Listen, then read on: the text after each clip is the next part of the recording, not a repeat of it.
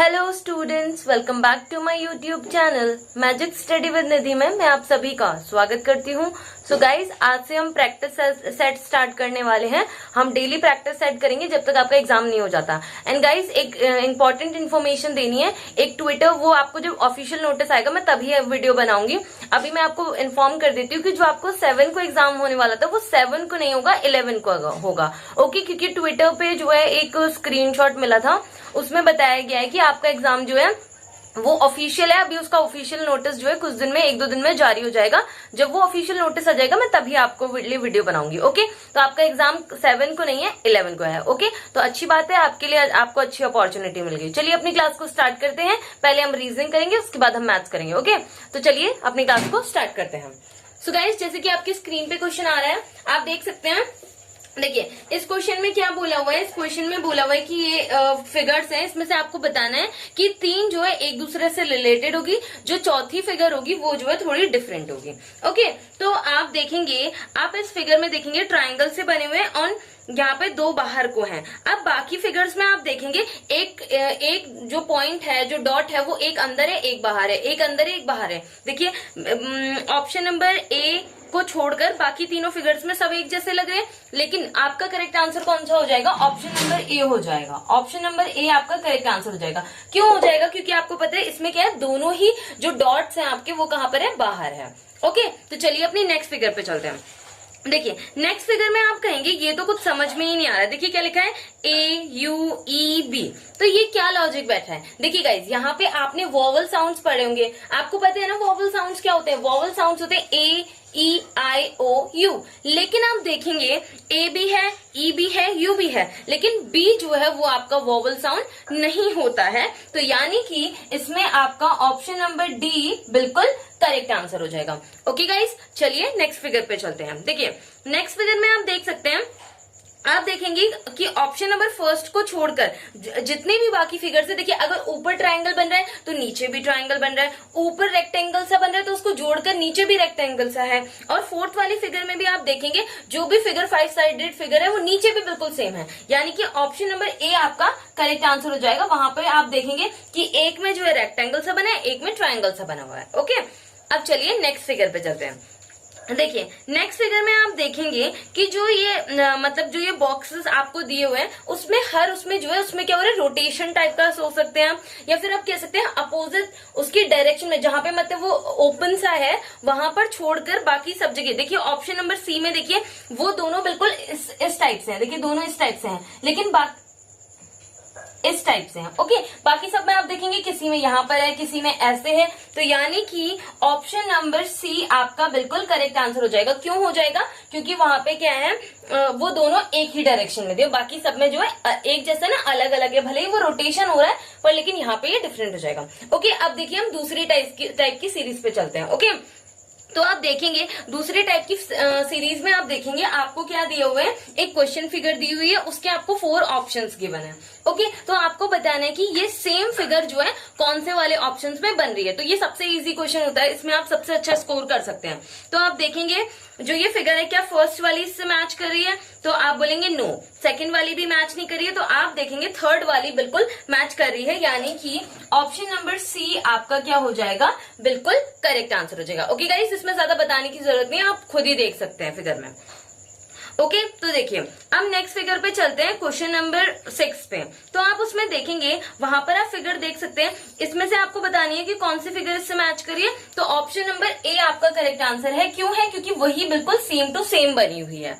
Okay, चलिए next question पे चलते हैं, क्वेश्चन नंबर 7 पे। ओके, तो आप देख सकते हैं क्वेश्चन नंबर 7 पे आपको बताना है कि कौन सी फिगर जो है इससे मैच कर रही है।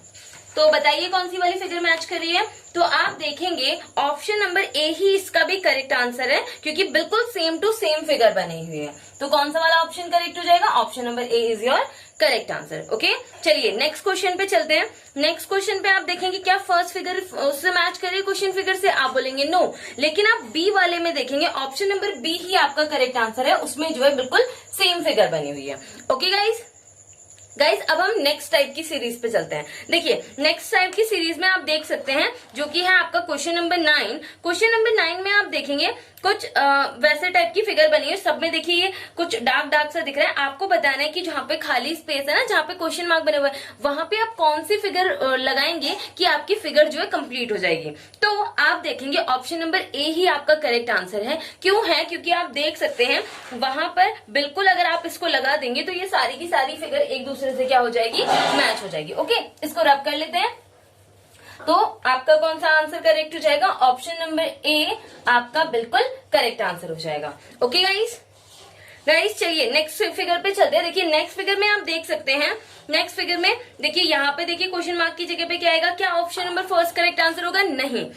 क्यों नहीं होगा? क्योंकि आप देखेंगे वहां पर जो इस टाइप से एक लाइन सी बनी हुई है, यहाँ पर ऐसे डार्क वाला एरिया है, लेकिन क्वेश्चन में तो ऐसा कहीं पर भी नहीं है ना। तो इसमें से आप देखेंगे ऑप्शन नंबर बी आपका बिल्कुल करेक्ट आंसर हो जाएगा। ओके गाइस, आप देख लीजिएगा बिल्कुल बी वाला बिल्कुल फिट बैठेगा यहाँ पे। ठीक है, क्वेश्चन नंबर 11 पे चलते हैं। तो क्वेश्चन नंबर 11 में आप देखेंगे यहाँ पर कौन सी वाली फिगर मैच करिए, तो ऑप्शन नंबर ए आपका बिल्कुल करेक्ट आंसर हो जाएगा। आप ध्यान से देखिए ऑप्शन नंबर ए जो है वहां पर उस फिगर में फिट आएगा। ओके, अब नेक्स्ट फिगर पे चलते हैं। देखिए नेक्स्ट फिगर में आप देखेंगे कौन सा क्या है, option number A correct answer है। पहले ही आप देख लेंगे सर्कल है, फिर उसके अंदर छोटा सा डॉट टाइप का है, तो ये तो नहीं होगा।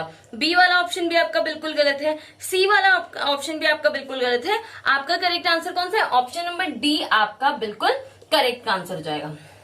ओके गाइस चलिए अब हम मैथ्स वाले पोर्शन पे चलते हैं। ओके, ये हमने रीजनिंग के आज बहुत सारे क्वेश्चन कर लिए हैं।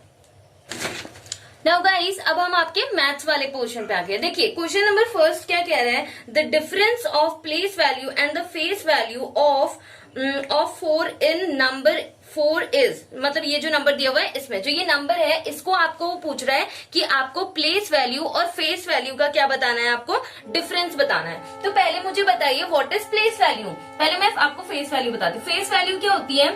फेस वैल्यू मैंने आपको अभी 2-3 दिन पहले ही बताया था कि फेस वैल्यू क्या होती है। 4 की उसने पूछी हुई है, फोर्स जो मतलब फेस वैल्यू वही नंबर होता है जो पूछा गया होता है, यानी कि 4 की फेस वैल्यू क्या होगी? 4 ही होगी। 4 की और प्लेस वैल्यू क्या होगी? 4 की प्लेस वैल्यू क्या होगी? प्लेस वैल्यू होगी आपकी जो भी जहां पे जिसकी भी आपको पूछी होती है उसकी मतलब बाद में जितने भी डिजिट होता है उनके आप 0-0 लगा दीजिए। ठीक है, सिंपल समझने का तरीका है ये। ओके, तो कितने डिजिट है? 4 डिजिट है, 1 2 3 4। अब उसने क्या बोला है क्वेश्चन में, आपको क्या करने को बोल रहा है? वो कह रहे हैं कि आप इसका डिफरेंस निकालो। Now what is the meaning of difference? Difference मतलब क्या होता है? सब्ट्रैक्ट। क्या करना है आपको? सब्ट्रैक्ट करना है। यहाँ पे डायरेक्ट डिफरेंस ऐसे ही शॉर्ट फॉर्म में लिख दिया। ओके, तो देखिए इसको सब्ट्रैक्ट कर लेते हैं इससे, तो कर लीजिए। करेंगे तो आप क्या आ जाएगा? तो ये आपका आ जाएगा 6 9 9 9 3, यानी कि यही आपका क्या हो जाएगा? आंसर हो जाएगा, यानी कि ऑप्शन नंबर सी आपका बिल्कुल करेक्ट आंसर हो जाएगा। ओके गाइस, चलिए अपनी नेक्स्ट क्वेश्चन पे चलते हैं। देखिए नेक्स्ट क्वेश्चन क्या कह रहा है, पहले हम इसे रब कर लेते हैं। आई होप आप ये क्वेश्चन समझ गए होंगे, बहुत ज्यादा सिंपल क्वेश्चन है, ऐसे आपने बहुत सारे क्वेश्चन कर लिए। ओके, तो आप नेक्स्ट क्वेश्चन पे चलिए। देखिए नेक्स्ट क्वेश्चन क्या कह रहा है?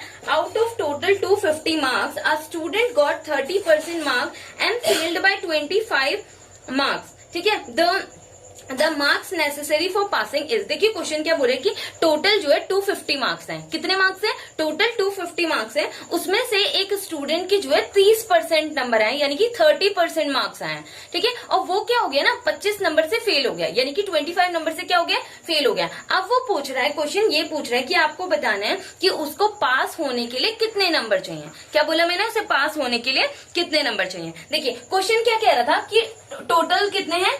250 मार्क्स हैं। 250 मार्क्स टोटल है आपके।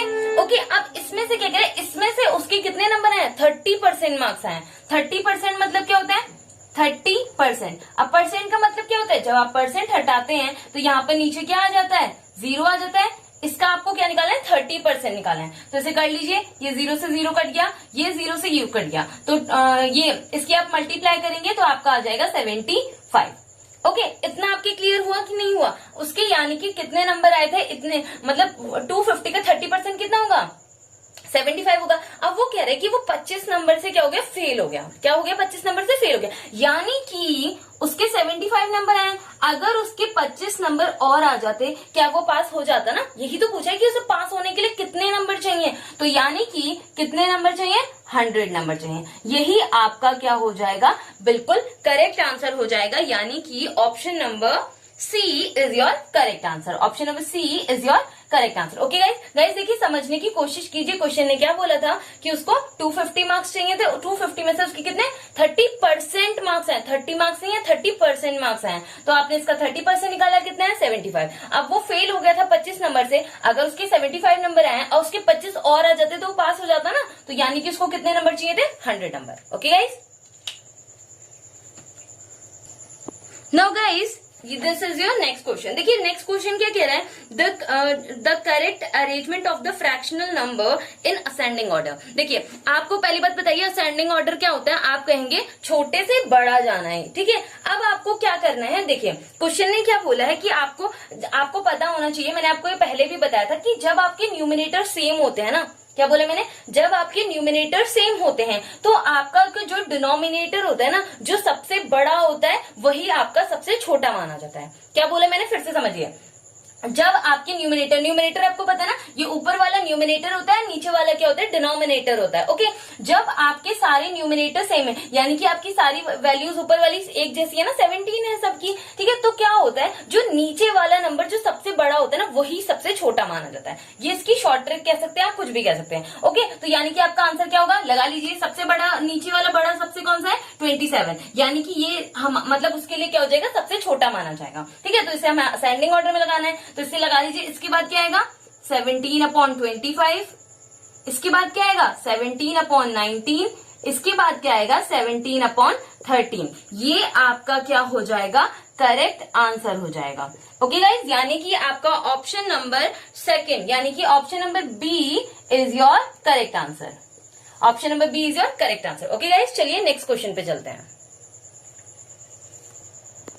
नाउ गाइस, अब आपका नेक्स्ट क्वेश्चन देखिए, ये आपका सिंप्लीफिकेशन चैप्टर का क्वेश्चन है। एंड ऐसे क्वेश्चंस आपको मैंने बहुत सारे कराए हैं, शायद सेम ये क्वेश्चन रिपीट हुआ है। तो देखिए क्वेश्चन क्या आपको कैसे करना होता है, मैंने आपको वी बॉडमास रूल पढ़ाया था। क्या था उसमें, देखिए उसमें आपको क्या करना है, तो पहले ब्रैकेट सॉल्व करना होता है। सबसे छोटा मैंने आपको बताया ना, पहले ये सबसे छोटा होता है, तो पहले आप इसको सॉल्व करेंगे।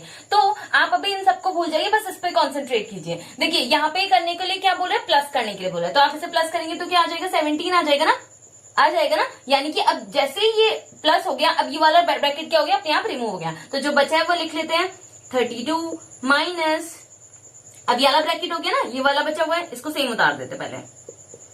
Okay, minus 98। देखिए अब इसको, अब देखिए ये वाला ब्रैकेट उसके बाद छोटा होता है। जिसने सिंप्लीफिकेशन की क्लास नहीं देखी, आप पहले वो देखिए, तब आपको ये अच्छे से क्लियर हो जाएगा। ओके, तो देखिए अब इसमें से इसको माइनस कर लेंगे, क्या आ जाएगा 15 आ गया, ठीक है। अब ये वाला ब्रैकेट भी क्या हो गया, रिमूव हो गया। तो क्या बचा आपका, यही तो बचा, अब इतना पोर्शन बचा है ना।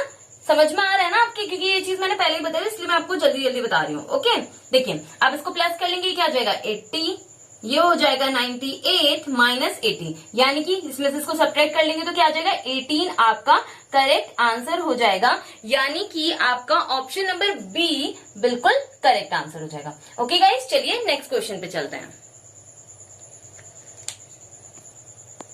Now guys, this is your next question. देखिए नेक्स्ट क्वेश्चन में क्या कह रहा है, a person buy 60 orange at the rate of 21 per dozen and sell them at the rate of ₹24 per dozen, he makes a.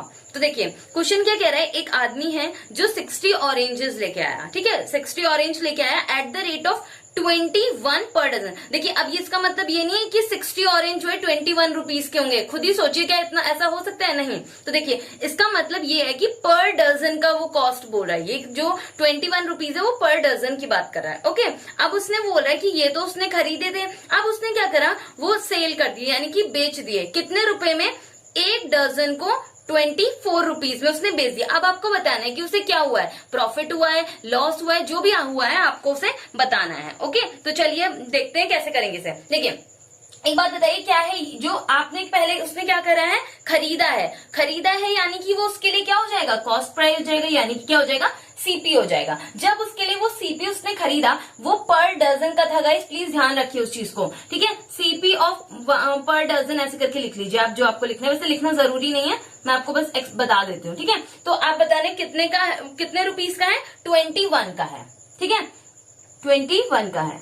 Okay अब यहां से आपको एक चीज समझनी है, वो जो आपको ये 60 ऑरेंजेस वो लेके आया ना, पर आपको यहाँ पे आप क्या करेंगे, आप 60 ऑरेंजेस की निकालनी है ना आपको। हम देखिए ये तो आपको डजन में दिया हुआ है, अब आपको क्या करना पड़ेगा, उसे भी डजन में कन्वर्ट करना पड़ेगा। कैसे करेंगे, एक डजन मतलब क्या होता है, 1 डजन मतलब आप कहते हैं ना 1 दर्जन केले दे दो, यानी कि 1 डजन केले दे दो। इसका मतलब क्या है कि आपको क्या कितने केले देगा, ये आपको 12 केले देगा। डजन मतलब आप समझते हैं ना 12 होता है, ठीक है। तो यानी कि 60 का मतलब क्या है, 60 आपको ऑरेंजेस दिए, यानी कि कितने डजन होंगे, इसको हम डजन में कन्वर्ट कर सकते हैं ना। इसको आप क्या करिए 12 से डिवाइड कर लीजिए। क्यों, क्योंकि एक डजन में जब 100 होता, मतलब एक डजन में जो है 12 केले आएंगे, तो फिर जो है इसको आप देख लेंगे 60 कितना होगा, ये 5 डजन आपका बैठेगा। ये चीज आपको समझ में आ रही है नहीं आ रही है, इसको समझने की हमने ऐसा क्यों करे, क्योंकि हमारा जो है अब डजन में ही केस चलेगा सारा का सारा। ओके, यानी कि अब ये तो आपकी 1 डजन की कॉस्ट निकल गई, अब आपको 5 डजन की कॉस्ट निकाली है ना, तो यानी कि अब यहाँ पे आप लिखेंगे सीपी ऑफ 5 डजन। तो यहाँ 5 डजन की और 5 डजन ऑरेंजेस लिख लीजिएगा यहाँ पे, ठीक है। तो यहाँ पे 5 डजन की निकाल लेंगे तो कितनी हो जाएगी, 105 रुपए हो जाएंगे, यानी कि आपका सीपी कितना निकल गया, 105 निकल गया। ओके, अब उसने क्या करा था, बेच दिया था, यानी कि उसका selling price of per dozen कितना था, पर डजन ऑरेंजेस की कॉस्ट कितनी दे रखी थी, उसने कितने में बेचा, 24 रुपीज में बेचा, ठीक है। अब उसने वही 60 यही वाले ऑरेंजेस को बेचा है। ओके, यानी कि अब 5 डजन की अगर आप कॉस्ट निकालेंगे तो कितनी हो जाएगी, 24 मल्टीप्लाई 5, तो कर लीजिएगा इसको मल्टीप्लाई, क्या आ जाएगा 120। अब ये आपका क्या निकल गया, एसपी निकल गया, एसपी आपका निकल गया, सीपी आपका निकल गया। बताइए आपको प्रॉफिट हो रहा है या लॉस हो रहा है। मैंने आपको क्या बताया था, जब आपका सेलिंग प्राइस बड़ा होता है एंड कॉस्ट प्राइस छोटा होता है, तो इट मींस आपको क्या हुआ है, आपको जो है प्रॉफिट हुआ है, फायदा हुआ है। यानी कि आपको इतना तो कंफर्म हो गया कि आपको क्या हो रहा है, प्रॉफिट हो रहा है। अब प्रॉफिट, आपको प्रॉफिट निकालने का फॉर्मूला क्या होता है, एसपी माइनस सीपी। तो बस माइनस कर लीजिए, 120 में से माइनस करेंगे 105 को, तो आपको कितने का प्रॉफिट हो रहा है, 15 का आपको क्या हो रहा है, प्रॉफिट हो रहा है। यानी कि आपका ऑप्शन नंबर कौन सा हो जाएगा, ऑप्शन नंबर बी आपका बिल्कुल करेक्ट आंसर हो जाएगा, यानी कि profit of 15 rupees. Okay guys, चलिए next question. Now guys, this is your question number 6। देखिए क्वेश्चन नंबर 6 क्या कह रहा है, the difference between the smallest number of 6 digit and the largest number of 4 digit. Okay, तो यानी कि smallest आपको कितने बताना है, 6 डिजिट का नंबर। तो स्मॉलेस्ट, एस मतलब स्मॉलेस्ट है। ओके, स्मॉलेस्ट 6 डिजिट का नंबर क्या होगा, 1 1 2 3 4 5। ओके, ये आपका क्या हो गया, स्मॉलेस्ट 6 डिजिट का नंबर हो गया। अब उसने बोला है लार्जेस्ट यानी कि ग्रेटेस्ट कितने डिजिट का नंबर आपसे पूछा हुआ है, 4 डिजिट का। तो ग्रेटेस्ट 4 डिजिट का नंबर क्या होगा, 9999। ओके, अब क्या करेंगे आप इसे, उसने पूछा है डिफरेंस, तो आप क्या कर दीजिए, इसमें से इसको सब्ट्रैक्ट कर दीजिएगा, तो ये आ जाएगा 9001। यही आपका करेक्ट आंसर हो जाएगा, यानी कि option number A is your correct answer. Guys, आप सोच रहे होंगे कि मैं इतना सिंपल क्वेश्चन क्यों करा रही हूँ, क्योंकि गाइस आपके क्वेश्चन ही इसी टाइप के आते हैं, ज्यादा टफ भी नहीं आता है, बस आपके 2-3 क्वेश्चन होते हैं जो थोड़े से आपके जो है मतलब टफ होते हैं। ओके, टफ भी नहीं कह सकते, बस आपको समझने की जरूरत होती है, थोड़ा लैंग्वेज क्वेश्चन की वैसी हो जाती है। आप अगर हमारी प्रीवियस आपने बाकी क्लासेस नहीं देखी है तो मैं डिस्क्रिप्शन में लिंक डाल दूंगी, आप वहां से देख लीजिएगा ताकि आपको सारे कॉन्सेप्ट क्लियर हो जाए। ओके, सो गाइज ये थी आज की आपकी क्लास। आई होप आपको क्लास अच्छी लगी होगी। अगर आपको वीडियो अच्छी लगती है तो वीडियो को ज्यादा से ज्यादा लाइक कीजिए, कमेंट कीजिए, शेयर कीजिए एंड सब्सक्राइब करना बिल्कुल भी ना भूलें। एंड बेल आइकन को जरूर प्रेस कर लीजिएगा ताकि आपको डेली नोटिफिकेशंस मिलती रहें। एंड कोई भी डाउट होता है तो आप कमेंट सेक्शन में पूछ सकते हैं। Okay, so bye bye, take care, have a nice day, thank you.